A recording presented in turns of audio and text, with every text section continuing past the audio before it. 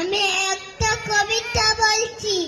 রবিগুরু রবীন্দ্রনাথ ঠাকুরের লেখা। প্রশ্ন, মাগো আমায় ছুটি দিতে বল।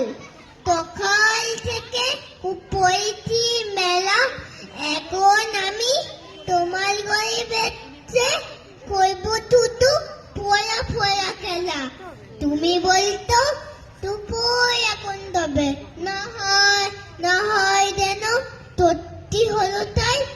একদিনও কি দুপুর বেলা হলে বিকেল হলো মনে করতে নেই। আমি তো বেশ ভাবতে পারিনি মনে, সূর্য ডুবে গেছে মাথায় সাথে।